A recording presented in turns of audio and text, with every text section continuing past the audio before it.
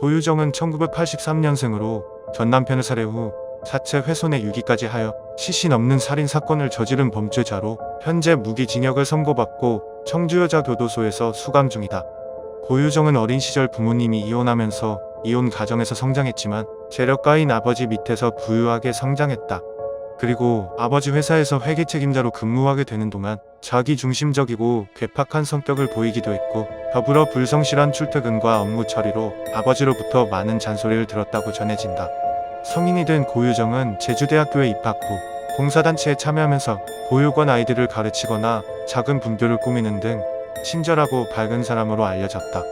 고유정은 봉사활동 중 한 남자와 사랑에 빠져 풋풋한 대학 생활을 보냈고, 이후 5년간의 교제 후 결혼식을 올렸다. 그러나 결혼 후 고유정은 변해가기 시작했다. 고유정은 신혼여행에서부터 남편에게 폭력적인 행동을 보이기 시작했다. 비행기 시간이 얼마 남지 않았음에도 불구하고 면세점에서 자신의 쇼핑에 집착하며 남편에게 언성을 높여 소리 지르기도 했고, 이후에도 일상생활을 하면서 물건을 던지거나 폭력을 행사하기도 해 전 남편의 몸에 흉터를 남기는 일이 끊이지 않았다고 한다. 그렇게 고유정은 이혼 후 새 남편을 만나 청주로 거처를 옮겼고 아들을 친정에 맡겼다. 재혼한 사실을 전 남편에게 숨긴 상태에서 고유정은 아들을 전 남편에게 한 번도 보여주지 않다가 전 남편이 고유정의 재혼 사실을 알게 된 후 혹시라도 아들이 아동학대의 피해자가 될까 걱정되어 법적 절차를 밟게 되었다.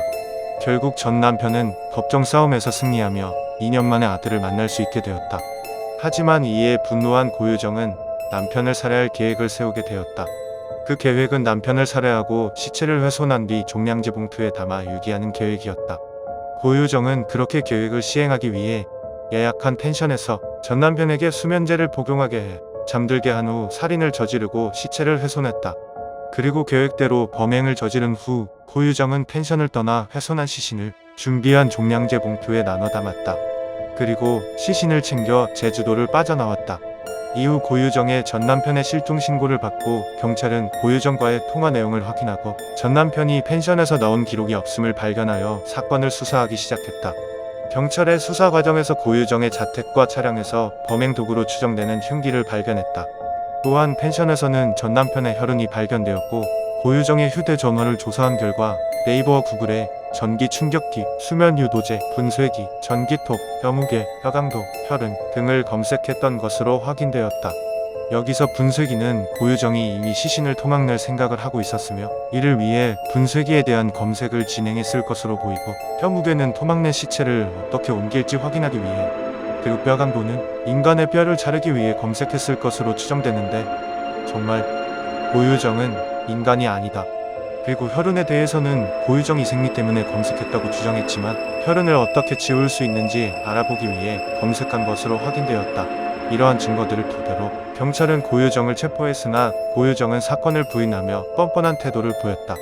고유정의 극악무도한 범행으로 인해 피해자의 시신은 발견되지 못하였고, 유족들은 시신 없는 살인 사건의 슬픔을 안고 장례를 치르게 되었다.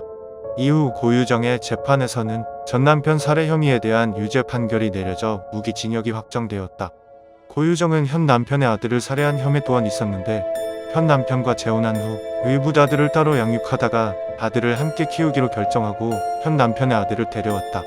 하지만 사건 당일 고유정은 감기 증상을 호소하고 따로 자는 동안 남편과 아이는 한 침대에서 자다가 아이가 사망했다. 사망 원인은 현 남편의 잠버릇으로 아이가 질식해 사망한 것으로 수사를 종결했지만, 고유정이 전 남편 살해 혐의로 체포된 후 현 남편의 아들이 사망한 사건에 대해 고유정을 고발했다.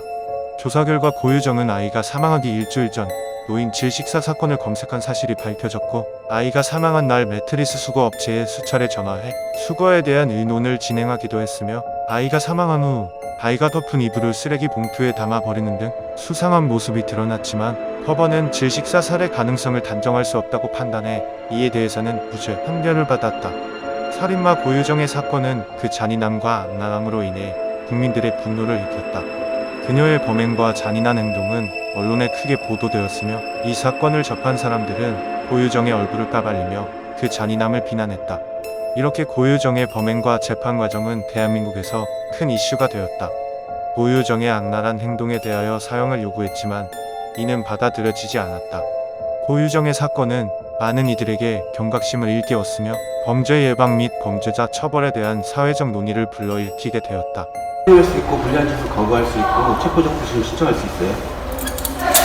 그런 적 없는데 우리가 당했는데 전화요. 이렇게 체포 당할 만한 우리가 사유가 인정된다고. 그거는 뭐예요? 버리는 거예요? 예 지금 아까 쓰레기 걸려왔는데 일단 차에 타시죠.